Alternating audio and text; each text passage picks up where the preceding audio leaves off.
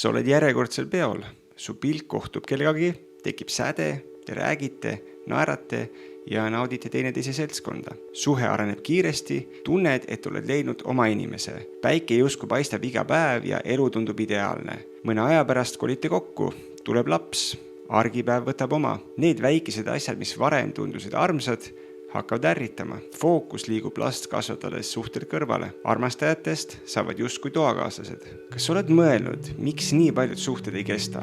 Miks isegi pikad ja tugevad suhted aja jooksul purunevad? Siin 5 kõige sagedasemat põhjust, miks see juhtub. Number 1. Suhtlusprobleemid. Kui me ei räägi avatult, kuhjuvad arusaamatused ja pettumused. Alguses tundub, et on lihtsam vaikida, aga pika peale hakkame alla suruma tundeid, mida tegelikult tuleks väljendada. Ja kui see kestab liiga kaua, kasvab partneri vastu põlgus, mida on peaaegu võimatu tagasi pöörata. Number 2. Truudusetus. Truudusetus ei teki tühja koha pealt. See on märk, et lähedus on juba varem kadunud. Kui intiimsus muutub rutiiniks või kaob sootuks, hakatakse seda sageli mujalt otsima. See pole ainult põhjus, vaid enamasti ka sümptom ja kahjuks sageli suhte lõpu algus. Number 3. Raha ja väärtused. Raha on palju enamat kui eurot kontol. See peegeldab ootusi ja väärtusi. Kui üks partner soovib lihtsat elu ja teine tahab pidevalt reisida või nautida luksust, tekivad paratamatud konfliktid. Eestis räägitakse rahast harva, aga just ausad rahajutud on need, mis hoiavad suhted koos. Number 4. Lähedus ja side. Emotsionaalne ja füüsiline lähedus on nagu hapnik. Ilma selleta suhe ei ela. Kui partnerid hakkavad käituma pigem nagu toakaaslased ja suur osa ajast kulub telefonides, siis side kaob samm-sammult. Ja kui see kord kadunud on seda väga raske taastada. Number 5. Lahku kasvamine. Suhe on nagu 2 laeva, mis lahkuvad sadamast kõrvuti. Kui nende kurss erineb kas või 1 kraadi võrra, on aastate pärast vahe juba tohutu.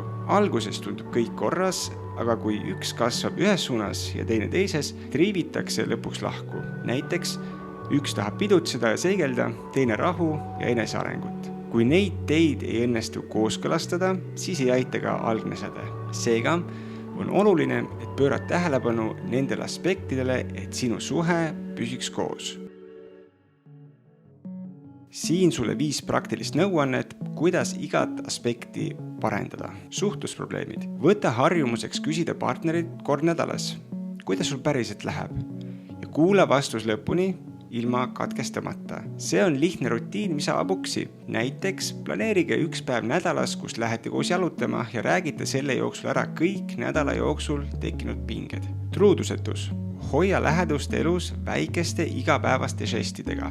Kallistus, puudutus, väike kompliment. Uuringud näitavad, et just mikromomendid tugevdavad sidet rohkem kui harvad suured romantilised teod. Raha ja väärtused. Tee partneriga vähemalt kord kvartalis rahajutt. Istuge maha, pange kirja oma prioriteedid ja unistused ning arutage, kuidas teie rahakasutus nendega kokku läheb. See võtab 30 minutit, aga ennetab pikki pingeid. Lähedus ja side.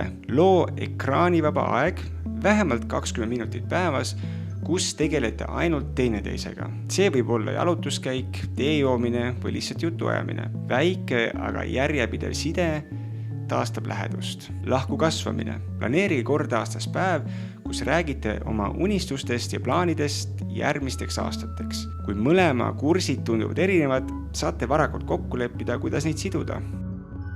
Ka mina ei ole mitte mingi erand. Olen abikaasaga pidanud kordi vaidlema, aga just need vaidlused on andnud võimaluse vabastada allasurutud emotsioonid ja toonud välja tõe, mis muidu oleks jäänud rääkimata.